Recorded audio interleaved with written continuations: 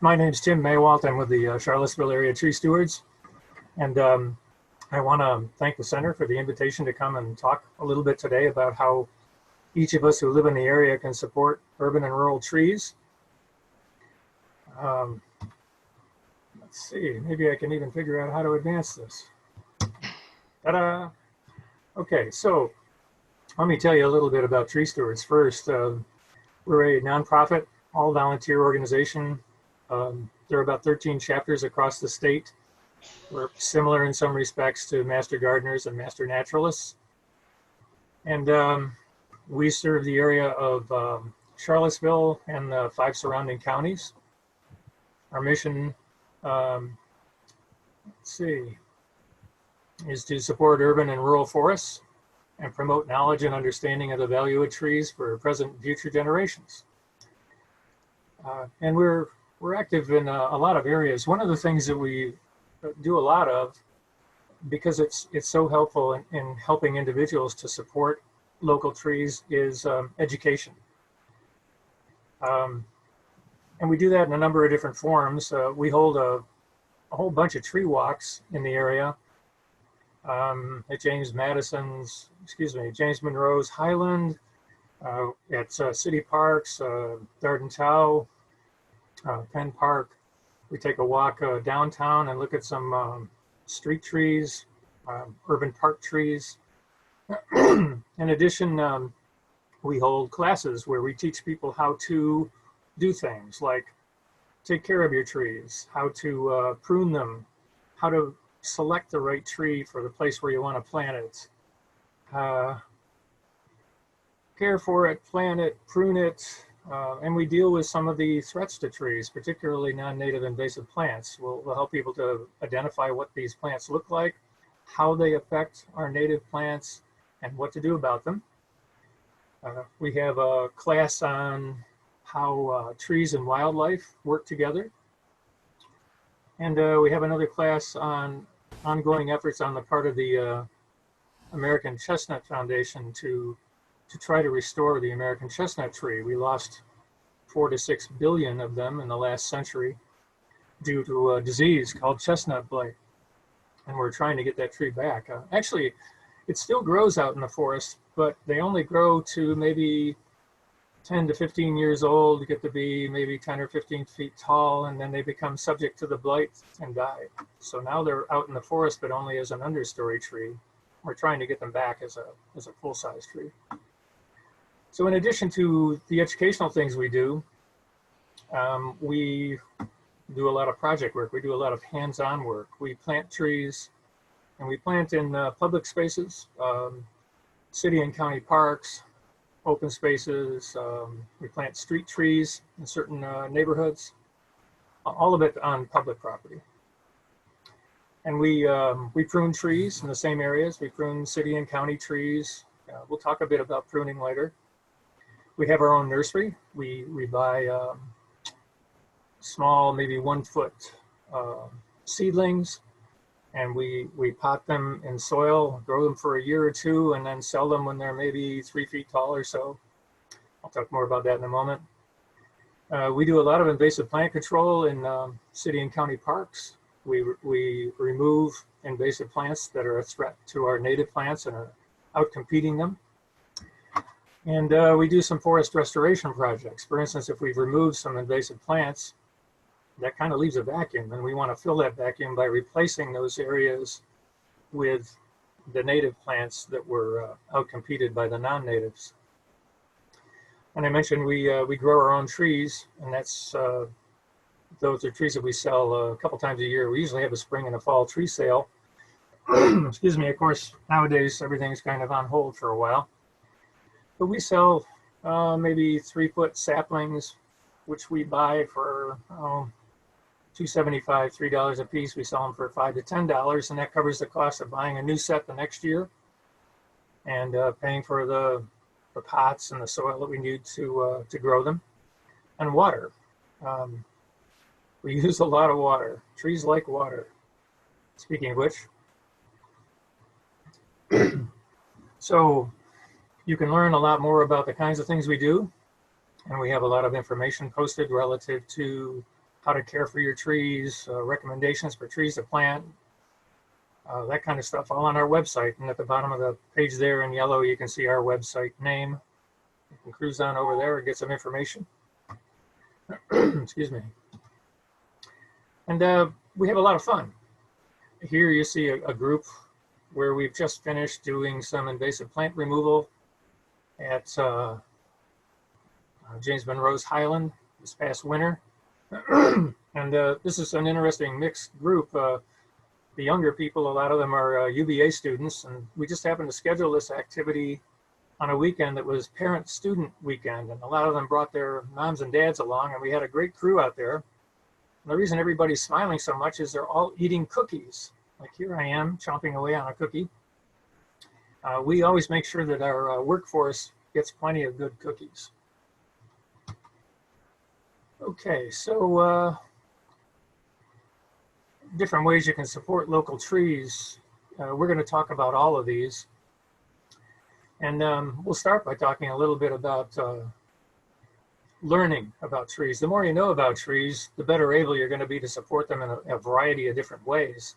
And a good place to start is always trying to learn a little bit more about how to identify a tree. You know, what tree is it that you're looking at out there? For instance, this tree that you see on the right is one which, with a little bit of exercise, a little bit of knowledge, you'd be able to identify that tree just at a glance. Excuse me, I got a frog in my throat. The reason why I say this is an easy tree to identify is because it has a couple of characteristics which make it easy to identify. First, you can see snow on the ground. And here's a deciduous broadleaf tree, the kind of tree that's supposed to drop its leaves in the fall, but it hasn't. It still has most of its leaves on. There aren't many trees like that. Trees in the beech family hold their leaves over the winter, but this is not a beech. It turns out that oak trees are also in the beech family, and this is one of the oaks. And the second feature that allows you to identify it pretty quickly, in addition to the fact that it has its leaves on in the winter, is its branch structure. And you'll notice that its lower branches all go downward. They're facing down. The side branches towards the middle here are all going out, and the branches at the top are all going up. There's only one oak like that, and that's a pin oak, P-I-N. It's called a pin oak because at the tips of its leaves, the tips of the lobes of its leaves, it has little pins. Turns out that's the state tree, or I guess you'd call it the district tree. It's the state tree of the District of Columbia. So tree ID isn't all that hard. It's just a matter of spending some time out looking at some trees. There are lots of books that will help you with this. We do a lot of tree ID classes and tree walks, which we'll talk about in a bit. But other things that you can learn about trees that will help you to support them are in the area of tree care. Sorry. So if you have any land, I mean, if you live in a house in town or in the suburbs or out in the rural areas, you probably have trees on your property. And you may be experts at caring for your trees, and they may all be in great shape and healthy and happy. But then again, maybe they aren't, and you can learn about how to care for them. And we'll talk about a number of the different aspects of tree care as we go along here over the next half hour or so. We'll also talk about how to protect your trees. There are a couple of threats that you can actually take some steps to try to deal with. Again, if you live in suburban or rural areas, deer are an issue for trees, particularly young trees. They like to chew on them, and they have a couple other habits that can be detrimental to trees, which I'll illustrate for you in a bit. The other thing you want to be trying to protect your trees from are these invasive non-native plants, which we'll talk about too. And you know, supporting trees, caring for trees really starts at the point where you're choosing a tree. If you're going to plant a tree, you've selected a place on your property or where you want to plant a tree. The choice you make, which tree you place and the location that you decided to place one is really important, because some trees are going to do really well in some spots and some aren't. Some trees like a lot of sun. Some trees like a lot of shade. Some trees like moister soil. They want to be kind of down in the low spot in your property, the one where the rainwater puddles up. Whereas others can't survive in those wet soils and they want to be in drier, higher areas. So we'll talk a little bit about choosing your tree, and we'll talk a little about planting it.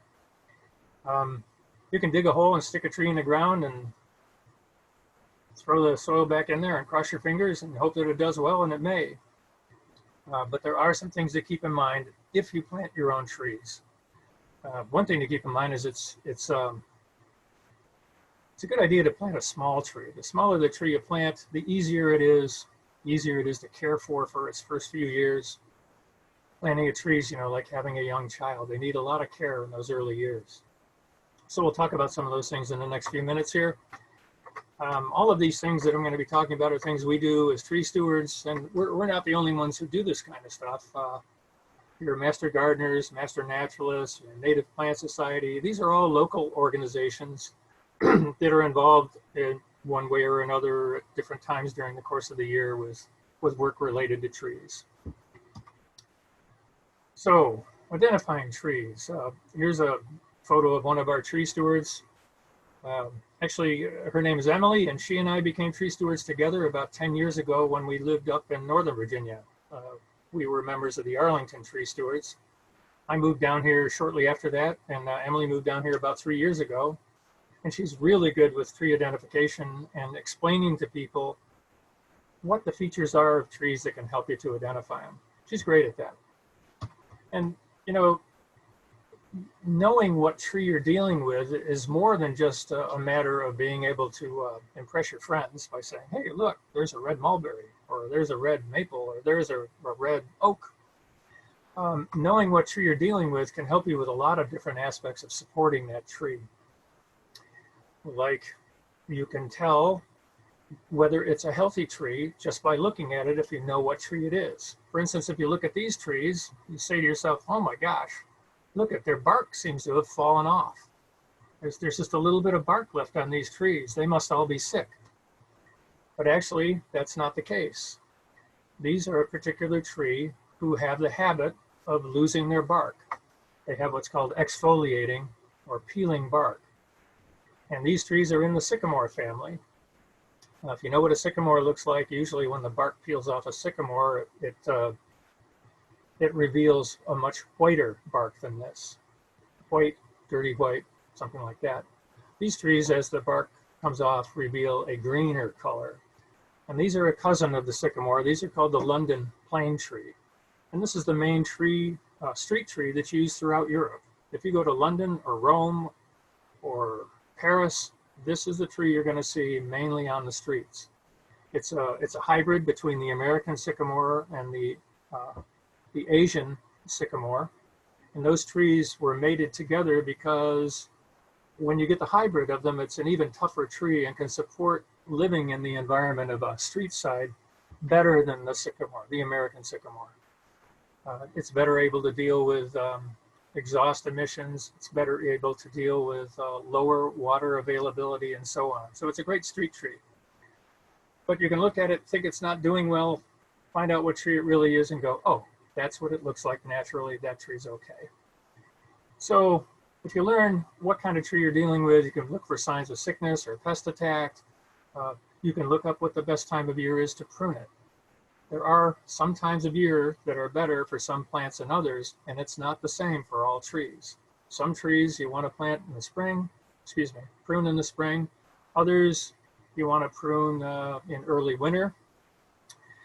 And the nice thing about this is you don't have to memorize all this stuff. There's a really good website at Virginia Tech where they have a chart. They have a chart for deciduous trees, for conifers, and for shrubs. And each of those charts has 40 to 60 native Virginia trees, and it tells you which months of the year are the very best times to prune, which times you should avoid pruning, and then there's always a few months when it really is okay to prune. It's not the best time to prune, but it's not the worst either. So again, if you know what tree it is, you can look this kind of stuff up. Another example of knowing what tree it is being helpful has to do with if you were to buy a new home buy a new property, and there were some trees growing on it. You didn't know exactly what they were. Some of them were small. You might be wondering, well, how big is this tree going to get? Is this going to be an 80-foot tree when it gets to be mature, or is it only going to be a 20-foot tree? And the only way you can look that up is by knowing what tree it is. Also, knowing what tree it is can help you identify whether it has any special care needs. Some trees need certain kinds of, well, it's not so much that they need certain kinds of fertilizer, it's they may respond poorly to certain kinds of fertilizer. I'll give you an example with American holly. American holly is a beautiful tree. You might have one in your yard and decide, hey, I want that to be the centerpiece for a garden. I'm gonna put a garden underneath it and plant a lot of flowers. Well, it turns out that American holly is a tree that really likes very acid soil. And a lot of the flowers that you plant in your typical garden do not like highly acid soil. And if you treat them to reduce the acidity, you're going to harm the holly. So those are the kinds of things that it's useful to know what tree you're dealing with so you don't make some mistakes with it. Okay, so how do you support your trees? Learn about some of the basic tasks that help your trees to flourish. Mulching, watering, pruning being some examples. Here we have a photograph. This is Albemarle High School. And a couple of years ago, their environmental class decided that they wanted to plant trees on their campus. They wanted to plant about 50 trees. And they contacted Tree Stewards and asked us if we would provide them with some guidance, some help with that tree planting effort. So they decided what trees to plant, but when it came time to plant them, we came out and helped. And here you can see we've planted some trees, we've mulched them, we're watering them. Let's talk about some of these things. Let's talk about mulching first. Mulching is very important for a tree. If you mulch a tree correctly, it can really help the tree to grow, protect it and help it to grow. But what we're looking at in this photo here is very bad mulching, actually. It's called volcano mulching. The reason it's called that is you'll notice the shape. These look like little volcanoes. So what's been done with these trees is they've dropped about 2 feet of mulch at the base of each of these trees and piled the mulch up against the tree trunk itself. Those are both really bad things to do with mulch. Let me explain why. By the way, this is the 5th Street station where Wegmans is. This location where they've been doing the same thing, over here to our right is Sam's Club and Walmart's over here on the left. So a lot of times these really poor mulching jobs are done in commercial areas. And what I've done here is I've taken this mulch and I've pulled it away from the tree so that you can see the damage that's being done to the base of the tree here by having this big pile of mulch in direct contact with the tree. You can see here's healthy bark and here's bark that's mostly gone. It's gone because it's rotted. Because if you look at the mulch right here, you can see it's darker in color than here. That's because it's holding moisture, and it's holding moisture right against the bark, and it causes it to lose the bark. It's too much moisture. So it's easy enough to fix this. You just kind of want to pull that mulch away from the tree. But another thing that happens when you pile up your mulch and put it directly against the trunk is you've created a sheltered environment for insects and rodents that can get right up against the base of the tree and chew on that tree, which is not good. And the reason they're able to do that is because you've got this sheltered environment for them. And this is proper mulching, and it uses a technique that's called the 3-3-3 rule, where you don't want your mulch to be any deeper than 3 inches. You don't want it any closer to the trunk of the tree than 3 inches. And you want it to come out laterally away from the tree at least 3 feet. And it'd be even better if it came out 4 or 5 or 6 feet. If you do that, the mulch is going to keep your lawnmower from getting close to the tree, keep your string trimmer from getting close to the tree. The mulch itself is going to hold back the growth of any weeds, so you don't have to get your string trimmer in there. And because it's shallow, it doesn't hold as much moisture. It's not in contact with the tree. It's not creating a sheltered environment that can create problems for the bark of the tree. So this is how you really want to mulch your trees. Pruning. We teach pruning, but most of the trees that we prune in our project activities are city or county trees, and they won't let us do this. Actually, they want us to do something more like this. They want us to see trees where the branching has gotten to be really dense, and they want to have us thin it out a little bit. So pruning is really good for trees. Landscape trees like it when you prune them. And let me elaborate on that a little bit. I'm going to show you two trees here. We'll look at this tree right here in the center. I picked the center tree. It's the one with the lighter colored trunk. And then this tree. And obviously they don't look the same, and yet they are the same tree. These are white oaks. But what I'm going to point out to you is the huge difference you have in tree structure when a tree grows in its natural environment, which is the forest, and when you take the tree out of the forest and plant it in an open space, when you plant it in the landscape.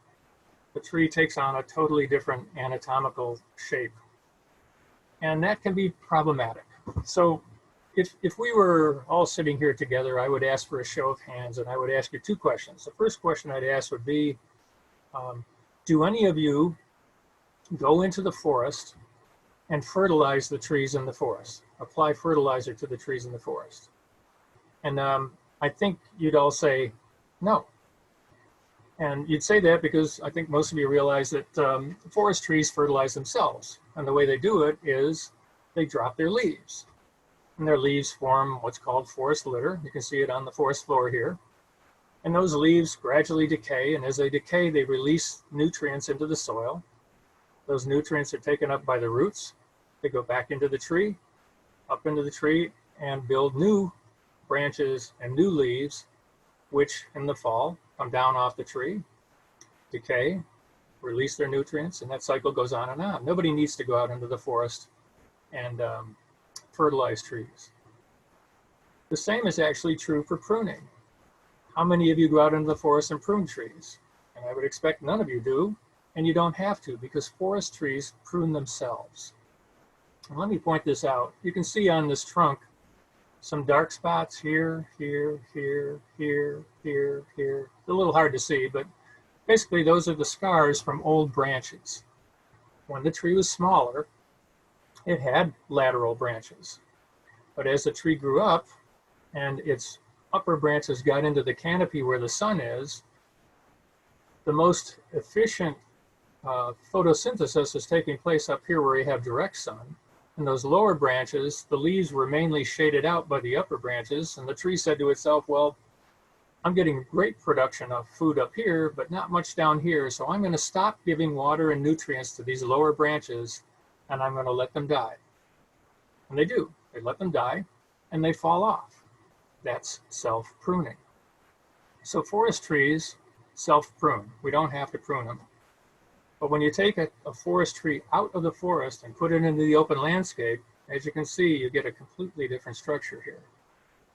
So if you were to ask yourself why you prune trees in your yard or trees in a park, you know, the typical answers people would give is, oh, well, it's got a broken branch and I want to take it down for safety reasons because I want to be the one taking it down instead of letting it fall down whenever it wants to.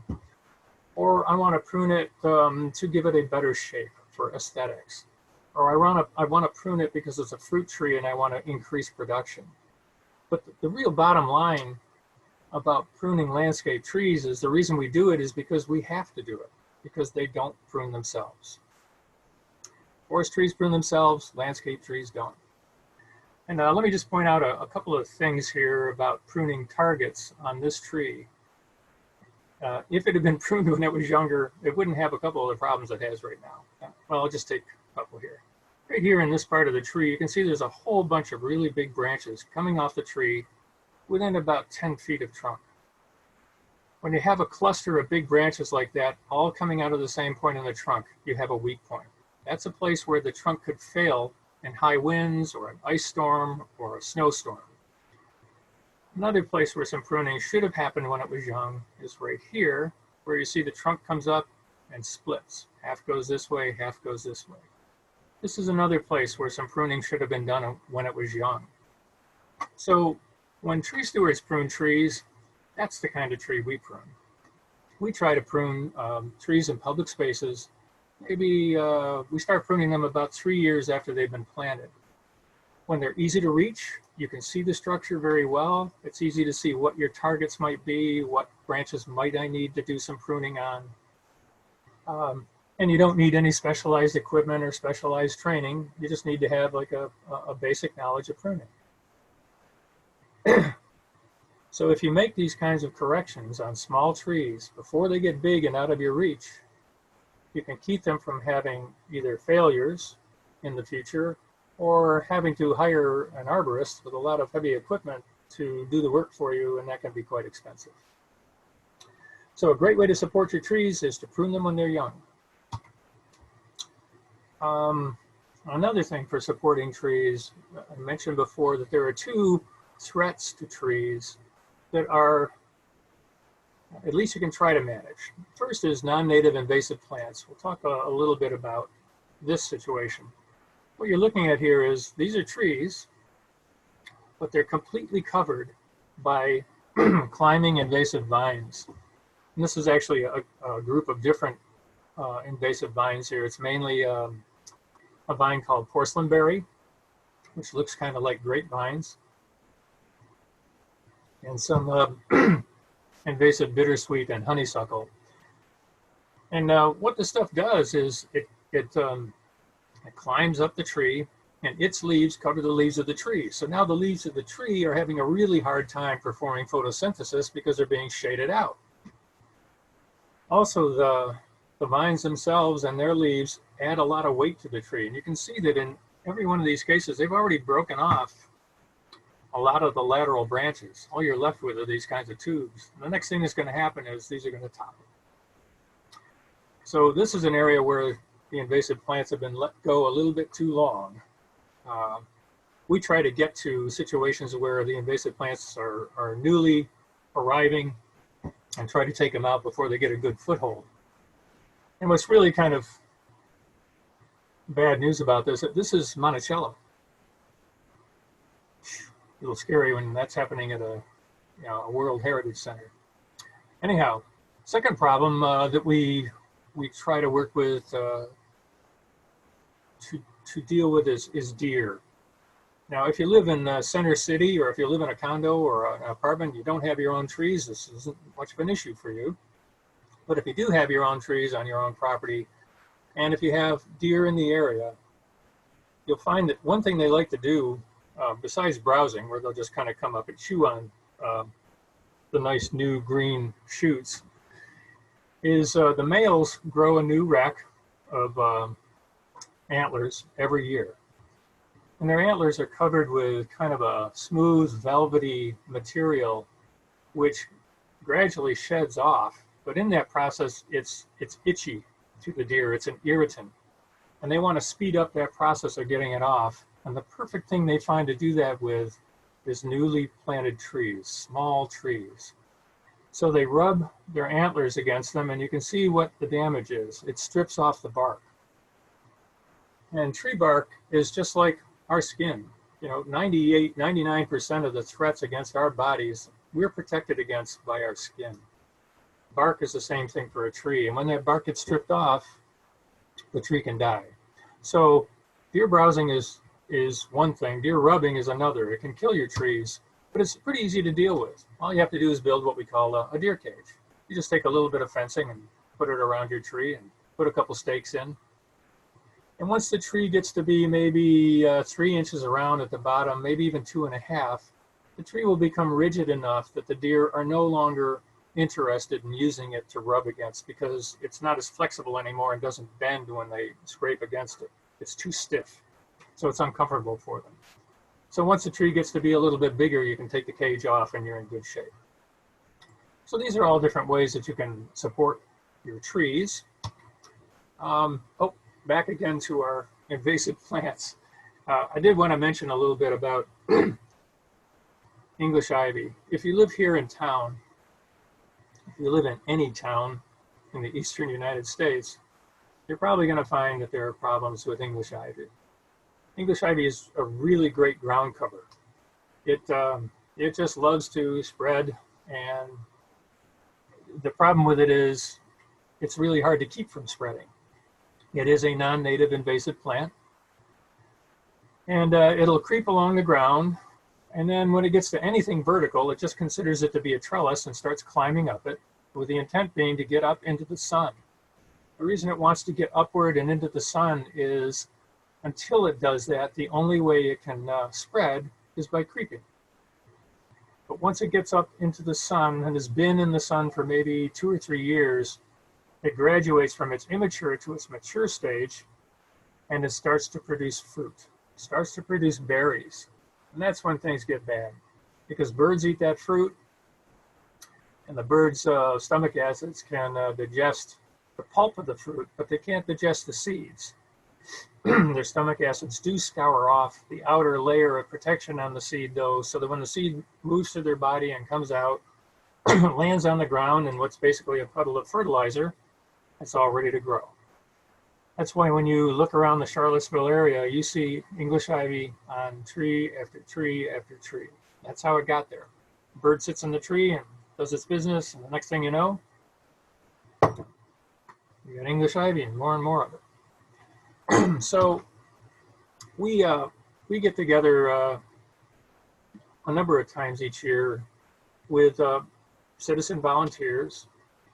Here we're on the UVA campus, and a number of the students came out, and some of the students brought their parents along, brought their siblings along, and we worked with them to show them what kind of techniques to use to try to control English ivy. We all work together and usually work for 2 or 3 hours doing this kind of thing, and take a break in the middle and eat some cookies. And we are lucky in that we can look back at where we've been and see all the trees that we've cleared the ivy off of. And it gives you a great feeling, because when you look ahead, you see this. You see the ones you haven't gotten to yet. But behind you, you see the ones that you did get to.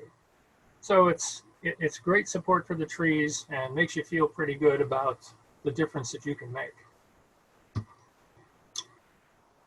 So another whole area of supporting trees involves planting new ones. We're losing trees all the time. Various different influences are causing us to lose trees, so planting trees is pretty important. And I mentioned that tree stewards have classes on how to plant trees. If you become a tree steward, we spend a lot of time working with people to help them to understand what the planting process works like. And it really starts all the way back at the point where you choose the tree that you want to plant on your property, or if you don't have space for them, or you don't have your own property. I mentioned we do a lot of planting in public spaces. So there's always a place to plant a tree. And the very first step in that involves a concept that we call right tree, right place, where we usually start out by looking at the site where we think we're going to plant the trees. And we look at what the characteristics of that site are, because those characteristics are going to help us decide what tree will do well in an area that has those characteristics. Like, is it sunny? Is it shady? Is it moist soil? Is it dry soil? Is it a really open, windy area, or is it a sheltered area? All of these factors bear on what kinds of trees, what species of trees do well in those types of situations. So I think I mentioned before that a typical place where you'll find a lot of sycamore is in your wetter areas.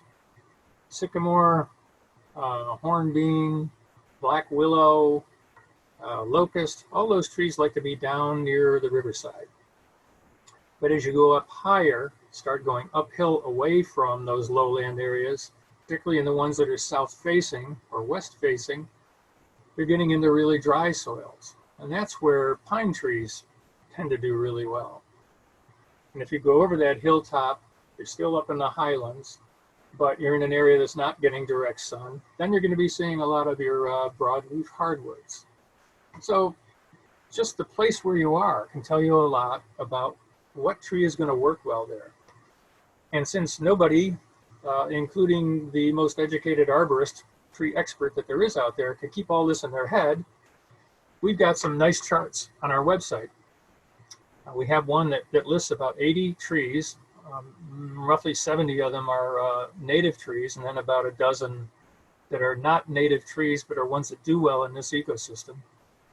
And it says for each of them, well, here's what its mature height is going to be on average. Here's what its mature width is going to be, so you can decide whether it's going to fit where you want to plant it once it's fully matured. And it will say, does it like dry soil? Does it like wet soil? Does it like sun? Does it like shade? And looks at many characteristics like that, so you don't have to remember all that. You just can do a match between what your site characteristics are and what tree does well there. And then your next step is picking the tree. Let's say you decided that you want to have a sycamore. So then you want to go out and buy a sycamore. Where do you buy a sycamore? Well, you can buy them at nurseries. Sometimes they sell them at the big box stores. You can get some good deals at the big box stores. But you can usually get some better answers that you might want to ask about your tree at a nursery, because the staff usually know a little bit more. But it's important to try to pick a good tree at the time that you buy it. And what's a good tree? How do you know whether you have a good tree? Well, those are all things you can learn more about. I'm going to show you an interesting tree now. I don't know quite how well you'll be able to see it, but this tree, this is the upper portion of the tree. This is the roots. And the roots on this tree are a complete mess. They just go in a circle all the way around the base of the tree. Where's my finger here? Here, like this. So this is a tree we didn't even plant in the ground because its roots are so bad. They're so deformed. But the only way you could tell that is to take the tree out of the container it's in, take the soil off, and take a look at it. And you can't really do that at the time that you buy the tree. But when we buy trees, mature trees for planting, we try to take the soil off the roots so that we can look at the roots. Everything that's above ground in a pot is easy to see, and you can decide, oh yeah, this is pretty well balanced. It's got branches kind of all around it. It's pretty even. The leaves aren't wilting. The color looks good. Everything looks good above ground. You can just never tell what's going on below ground until you get it out of the pot and take some of the soil off it. And that can be quite a project. And again, the smaller the tree is, the easier it is to do that. So we encourage people to buy smaller trees. And then you get to the point where you want to plant it. And planting, you almost wish it was a matter of, well, you just dig a hole and stick the tree in and put the soil back in there and put some water on it and you're all done. But it's not quite that easy. There are some things about the tree that you need to look at in order to decide how best to plant it. Some of the questions you deal with would be, how deep should the hole be? How wide should the hole be? How do I decide that? When it comes to placing the tree in the hole, where do I place it vertically relative to, here's ground level, where am I going to put the tree? Do I put it here or here or here? And there are ways to figure all that out. The tree tells you how to do that, but you have to know how to read it. You have to know what features to look for. So planting a tree is a little involved, but there's some really good written material out there on it. There's an outfit called the International Society of Arboristry, ISA, and they have a whole series of leaflets on every subject that we've talked about here. Invasive plant threats, pruning, planting, choosing the right tree. And then you've got outfits like our own, for instance, that do training on these kinds of things. And we just do 2-hour classes. It's not anything that you're going to die from boredom from.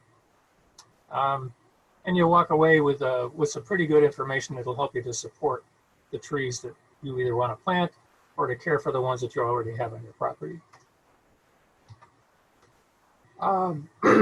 This is the second time we came to Albemarle High School. And again, it was another project where the same teacher had a group of students who wanted to plant some more trees on their campus. And they came to us again and said, hey, would you provide guidance for us? And you can see that the students are doing all the work. But there's a tree steward, and there's one, and seeing a great view of the rear ends of tree stewards here. And we're just providing kind of technical assistance for them. They do all the good hard work. But we can drive by the school now any old time and see those trees that they planted. And they're doing fine. So that's cool stuff. What else we got here? Oh, yeah. Some more stuff about tree stewards and the kinds of things we do, just for a little background for you before we open up the session to question and answer. Here's one of our tree sales, and that's the typical kind of tree we sell. Again, these are $5 to $10. This area is at Ivy Creek Natural Area, and it's in their bird watching area. And right in this area here, we had a Cub Scout troop come to us and say, hey, we'd like to plant a bunch of trees. Can you help us? And we said, sure. And they planted a bunch of trees. They planted a lot of small trees right in this area here. And we go out as tree stewards a couple times a year and make sure that those trees are doing well. So we're just doing a little tree care right there. Building little tree cages to keep the trees from getting eaten by deer. Here we're doing some more protection against deer. And here we're doing some work at our nursery. And something I'd like to point out here is for the project work we do, it's not all hot and sweaty stuff. For instance, this young lady is doing her work with a pencil. And what she's doing actually is she's writing little labels, which we're going to stick into the pots with the trees that we planted to tell you what tree it is. So on one side of the label, she'll write red oak, and on the other side, she'll put its botanical name, Quercus rubrum. So the kinds of things we do, even at our nursery, vary from the standpoint of how much effort goes into it. Potting doesn't require a lot of effort.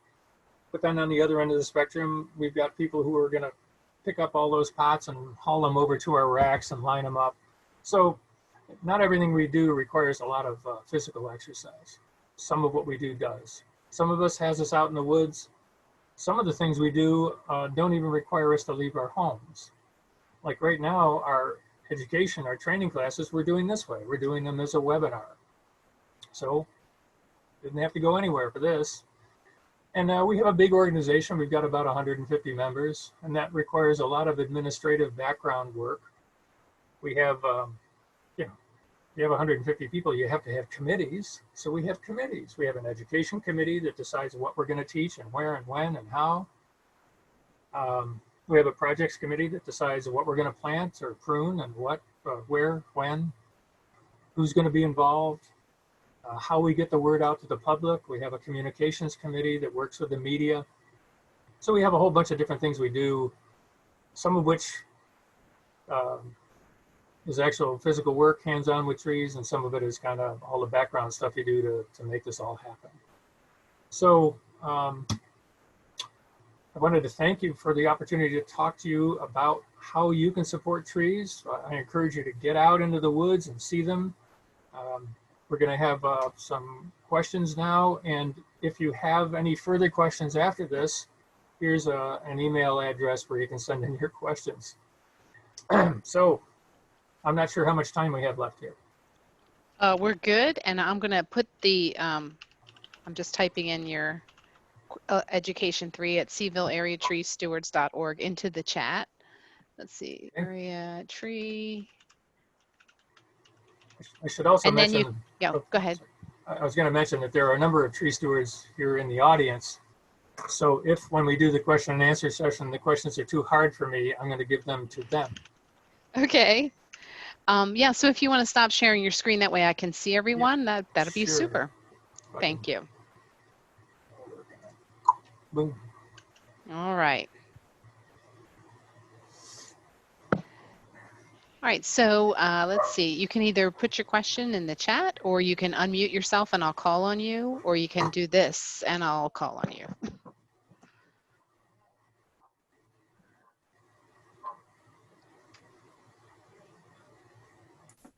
Jean, you have a question? Yes. Could you please tell me what are you involved with city government, or how does your organization work? Okay, well, we're an independent, private, nonprofit, volunteer organization. We're not associated directly with any governmental entity, and yet we work very closely with city and county parks staff in particular, because since we're a volunteer organization, we don't work on private properties, we work on public properties. So we have good relationships with a lot of folks in Albemarle City and in the county governments for the ones I just mentioned that are in our jurisdiction, as it were. We have representatives from those government entities that sit on our projects committee, for instance, and at the beginning of every year, we'll say, hey, how can we help you this year? And they say, well, we really need some help planting some trees over here or pruning some trees over there. Fantastic. I think you do great work. I'm glad to hear there is an organization. Thanks. Yeah, we have fun doing it too. That's great. So I see two folks have unmuted their mics as well, Judy Browning and then Jean. So Judy, did you want to share anything? Yeah, I wanted to ask about watering, like say a 10-year-old dogwood that you've planted, but now it's been here 10 years and we've had such a dry spell. How often should we water? Use a water meter. You know what this is? A rain gauge. It's a rain gauge. Okay. Right. So this is a really useful thing. It costs about $10. You can pick them up at local nurseries, or you can buy it on the web.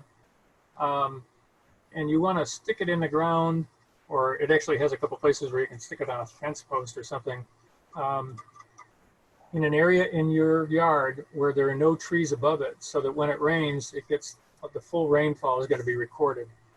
And you have to learn a little bit about what your yard's needs are. But I know that in my yard, if I get 1 inch of rain in a week, I don't have to water. Okay. If I get less than 1 inch, if I get maybe a ½ inch, I know I have to water maybe at least once. If I don't get any rain, I'm going to have to I'm going to have to water about twice. Twice a week? Twice a week. Yeah. Okay. And then your next question would be, well, how much water? And it's really, if you want to get really precise about it, this would be your first tool. Your second tool, I don't have one handy, but it's a soil moisture meter. And you can buy those for maybe $20. And it's just a long metal prong with a gauge on the top. And you look at the gauge and it'll say, you need to water or you don't need to water. Right. Okay. I have that part, but I go around and stick it in the ground to see how dry things are. Yep. But for example, well, I was going to ask you about this 10-year-old dogwood tree that, the leaves are a little wilted. I live in town in a very heavy tree area, a greenbrier, and so I was dripping water in there today. Okay. So that it wouldn't, just very dripping water. And I didn't know if that was a good practice or a bad practice. Well, there's lots of different ways you can water. You can drip water. You can buy a water bag if your tree is too mature for a water bag. Young trees, when they're still quite small and their root structure is quite small, you can buy a bag that you put around the base of the tree and you fill it with 5 or 10 gallons of water and it drips it out slowly. Right. But it's really a matter of how much water you're putting on it, how much rainfall you're getting. The drip approach is good, but you have to keep in mind that even on a 10-year-old dogwood, the root structure for that tree, if it's maybe 15 feet wide, 10 feet wide, mm-hmm. the root structure is double that. Okay. Mm-hmm. So if the ends of the branches go out from here to here is 10 feet, you need to be watering 10 feet out this way and 10 feet out this way.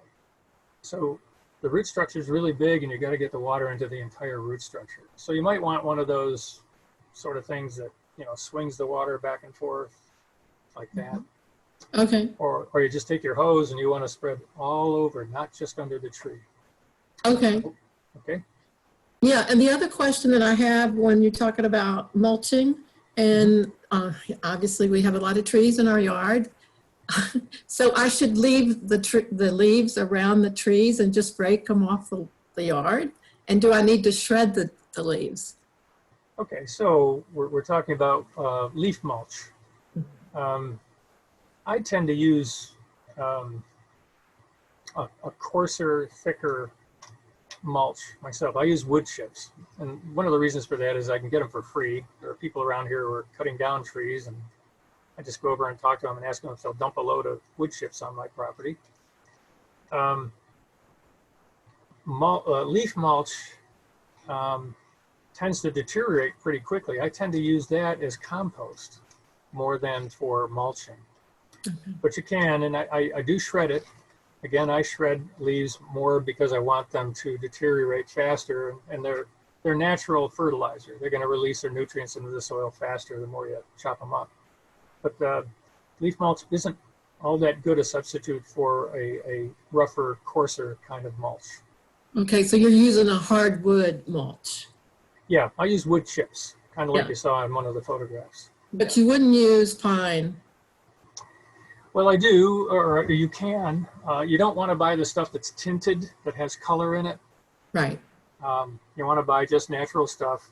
And the thing about it is, it's going to, because it's finer, it's going to form kind of a compressed mat after about 6 months or so. And all you want to do is you just want to take like a rake or something and shake it up, rake it up a little bit to make it rough, because otherwise it'll form a mat and the water may start to, rainfall may start to flow off it instead of going through it. So that's just called refreshing the mulch. You want to refresh the mulch periodically, and you'll probably have to put new mulch down, if not annually, maybe every 2 years. Where with wood chips last 3, 4, 5 years before you have to put new ones down. Okay, great. Thank you. Jean Byerly, do you want to have a question? Did you want to have a question? Do you have a question? Oh, I don't really have a very good question, but so I live in Greene County, which is sort of the black hole of tree care. We probably have more topped trees per capita than anywhere in the US. And so my question is more on education and, you know, how available are tree stewards to doing community education, and what is a good way to get education to people who aren't necessarily looking for it? That last part's a little tough. We did a planting course at the Greene County Library we did it in January, as a matter of fact. So the people there know us, and when they're back to the point where they can schedule face-to-face meetings again, can't do that under the current circumstances, that's the sort of thing we can do. We act as kind of guest speakers for this kind of thing. But getting the word out to people who are using, bad pruning practices, it depends on who's doing it and why. I don't quite know you can't tell how to get to them until you know who they are. I don't know exactly who we're talking about here. Are we talking about people that prune trees? I mean, professionals? Well, tree owners and the local tree pruners. And, I saw what great work you do in the schools with planting, and wondered, do you work with any of the ag teachers with covering all the basics like you did with us today? Well, I guess I mentioned that the kinds of places where we usually do our teaching, our classes, are local libraries or, the Ivy Creek Nature Area and so on. We really haven't formed any relationships with like school teaching folks. So I don't know exactly how to get at an answer to your question. What I'd encourage you to do is to write down what you have on your mind and send it into that Education 3 at SeavilletreeStewards.org, and let us get back to you. Is that okay? That's great. Thank you. Anybody else have any questions or comments?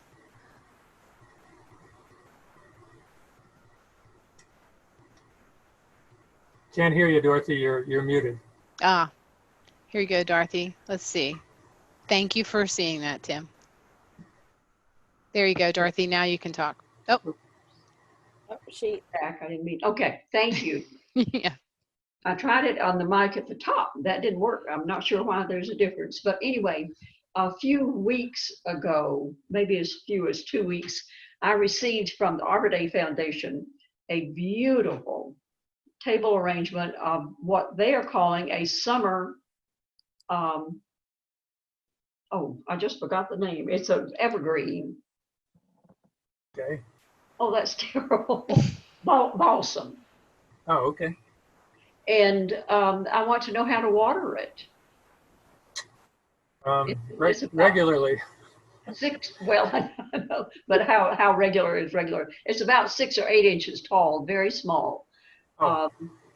And all it said in the directions was just keep moist. And I know that if you keep root bed too moist and keep it airtight, it'll rot. So I'm trying to avoid that. What is it planted in? It's just a little plastic plain planter. Okay. What is it? But I mean, is it soil that's in it, or is it mulch? Do you know what the material is that it's planted in inside the pot? Incidentally, it does have perforations in the bottom of the container. It looks like a mulch, kind of like what you were just talking about. Yeah. See, usually when you get shipped something like that, or even when you buy a tree at a nursery or at a big box store, they're not planted in soil. Right. They're planted in what's called potting medium, which is actually mulch. And the reason they plant them in mulch is because when you water them, it's designed to let the water come through it. And they water them frequently, but the water comes through it pretty quickly, and that way you don't have the roots rot. So if they're planted in a mulch-like material, you can water it. I'd say a cup of water every 4 or 5 days. As long as I have it so it can drain if it needs to. And what kind of mulch did you call that? Well, it's just called potting medium.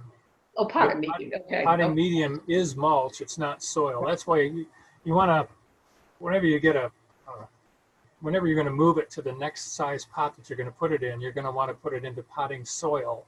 And take that medium that's around it now and don't put that into the soil. You could put it on top of the soil because it's mulch, but don't mix it in. It's a little technical why you don't want to mix it in. You don't want to mix it in because it's going to deteriorate and absorb oxygen. So you don't want it mixed in next to the roots because the roots are trying to absorb oxygen, and therefore you got two different entities trying to fight over the same amount of oxygen. So put the mulch on top and put them into soil. Okay. And do you shred your leaves with a lawnmower? No, I have a shredder. A shredder. Okay. Yeah. I have three bur oaks in my yard, and those leaves they just don't deteriorate quickly. So I'm trying to find a way to shred them. Yeah, a lawnmower will do it. But you see, I'm a tree steward, and tree stewards aren't allowed to have lawns because lawns compete with trees. So I don't have a lawn. Oh, sorry. That's a tree steward joke. We were laughing. Does anybody? I have one more question about the mulch. And you said that, that you have to rake it and, loosen it up again. Otherwise it forms a mat. All right. So when you see the mat, you need to get all of that out. Is that correct? Because I think I have mulch that's matted from a couple of years ago, but it's not on my trees. Well, you don't have to get it out. You just need to mix it up. You need to rough it up so that it's not a mat anymore. Okay. Thank you. You can do that with a rake, or you can do it with your hands or whatever. Just rough it up. Okay. I don't know why that chart was there. Somebody was trying to hide me. Wow. Well, I have to say, I'm very excited about the chestnut trees. I didn't even know that they were still around. So keep working on that, please, because wow, that chestnut blight makes me sad. Mhm. It created a huge economic impact on the Appalachians to everybody within it, because so many people's lives were based around that tree. Well, I won't go into the whole thing. It was a tragedy, but there are 3 or 4 different techniques that are being used nationwide by different groups to try and bring it back. And that's another area where, if you're interested in supporting trees, just look up American Chestnut Foundation, and they would be more than pleased to have you come and help them. They do a lot of different things. Sometimes they go out and, they just do a lot of stuff out in the field, and a lot of things that you can do at home from your computer to support them. Oh, Check them out. They're real cool. We got a bunch of tree stewards who are with the foundation. a lot of that work is done at Virginia Tech, isn't it? Yes, and at my old school, I went to the forestry school at Syracuse University, and they have a different approach that they're using up there than what they're using here. So some is hybridization, and some is cloning, and some is various different things. Yep. Well, I'm aware it's 4:05, so if anybody has to go, I totally understand. But if there are any lingering questions, Tom, if you have a minute or two, I'd be happy to help field those. So, Yeah, I do. okay. This has been very interesting, very helpful. Well, good. Great. Yeah, I concur.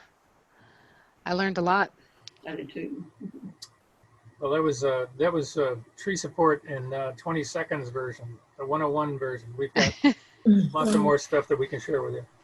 So if I want to plant some more trees in my yard, so I go to the site to find out in terms of the slant and the soil and this and that. Yeah, I'm trying to visualize what it is. I want to do native, so I'm trying to, go native and try to get the other stuff out. Yeah, most of the trees that are on our list of trees, where we give all the different characteristics of the tree, like mature size and sun requirements and all that, 70 out of 80 of them are native trees. Okay. The only reason we put in about a dozen others is because they're very popular trees. They work in certain circumstances where a native tree wouldn't. Some of those trees are the ones that we use for like street trees, because it's such a difficult environment. Parking lots and streets are just really tough for trees to survive on the edges of. So some of the non-natives actually do better in those environments, and they're not invasive. They don't spread. They only grow where you plant them. So you might be asking, where do you find that on the website? Right. I don't remember. So there's one at Virginia Tech, I guess, but the other is for, Charlottesville. Well, I was referring to the list of trees and their characteristics and what they're looking for in a site. We have a place on our website where we have a list of all of those. Okay. And if you just send an email into Education 3, we'll come back to you with exactly. We'll give you the URL for how you get directly to that. Perfect. Thank you. Sure. All right. Well, thank you again, Tim. I really, really appreciate it. And thank you for all the tree stewards that came into support. Any comments from other tree stewards? Okay. Thank you. Really enjoyed it, Tim. Thank you. Thanks, Good to see you, Helenita. Thank you. All right. All right. Everybody have a great day. Thanks again. You as Thank well. you. Thanks for bringing it to us. Sure.